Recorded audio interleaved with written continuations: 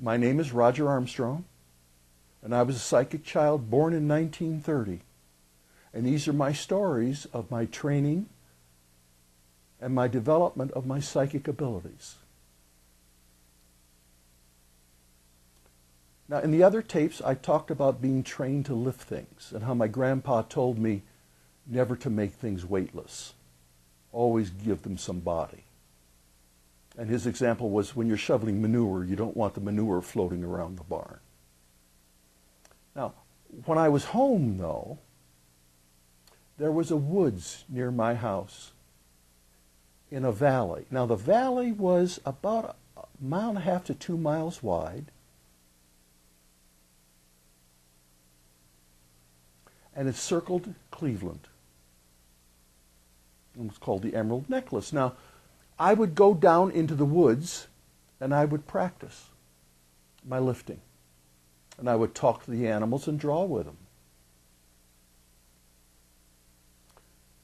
And I was doing out-of-body experiences then, being taught by my guardians, so I could float my vision to the tops of the trees,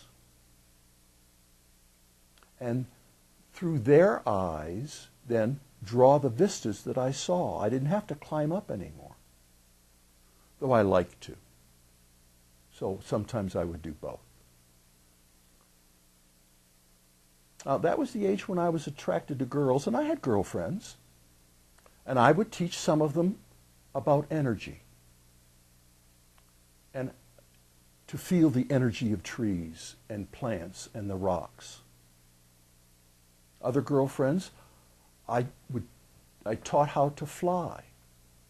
And so we would meet at night and we'd play tag among the clouds. Now, there's a young woman named Connie, and she and I could really connect mentally. We saw the same mental images. We could talk to each other.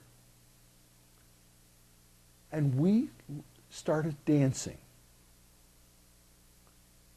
And we were so tuned in with our ballroom dancing, because that's what was popular in those days.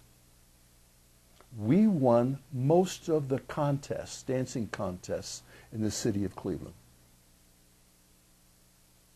Anytime we danced, people would stop and they would watch, and we'd be the only people on the floor. Even if there wasn't a contest, they would watch us dance. Just because we could join minds and we could meld with the music. This is part of the psychic training. Now, in junior high and high school, they didn't know what to do with me. Here I am, well-liked, preaching at Wednesday nights at church. And yet, my grades were very uneven. I flunked algebra. They put me in a non-college track.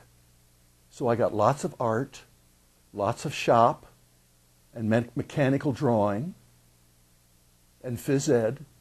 And I had to beg them to allow me to take some of the college track courses. So when I took physics, I got A's. I took solid geometry, I got A's. And they just couldn't believe it. Because in English, except for writing marvelous stories and plays, my grammar and my spelling was just atrocious. Now, later on, I figured out that I was dyslexic.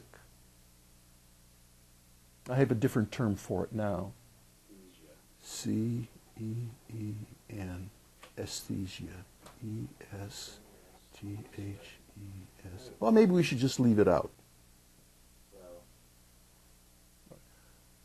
Now, I did have problems in school that I determined later on that I was probably dyslexic.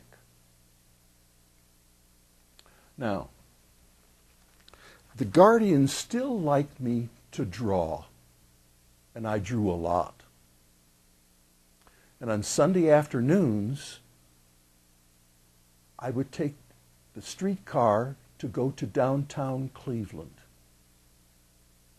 Now, the streetcar was an electric car with electric wires overhead on a track. And it cost 10 cents. And the ride was for a half an hour. So I would draw portraits of the people that were on the streetcar. And I would always draw a picture of the conductor. And when I got off the streetcar at the end of the line in downtown Cleveland, I would give the conductor his portrait and drop my dime in the box. Later on, when I gave them my picture, their picture, they put their hand over the box and they say, pass on.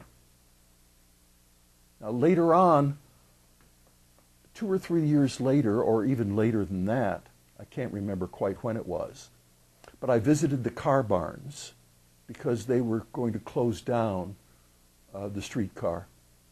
And in the lounge for the conductors and the motormen, they had all my portraits pinned up to the wall. That was very nice. But anyhow, I would climb 5 and 8-story brick buildings on the outside of the building so I could get to the top of the building and draw.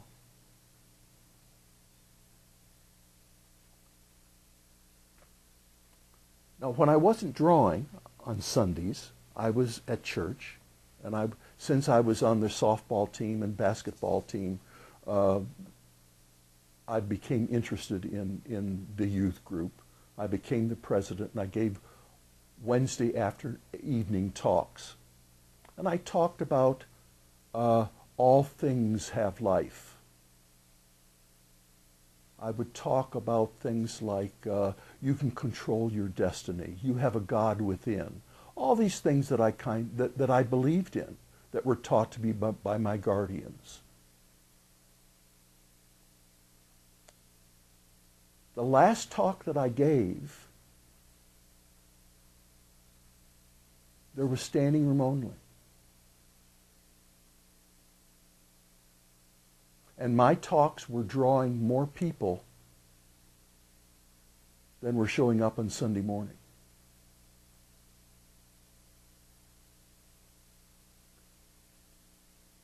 I found that very disconcerting.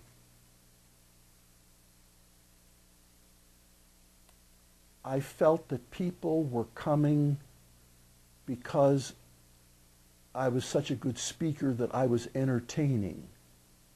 And I wasn't sure that they were listening to the message. So that's the last time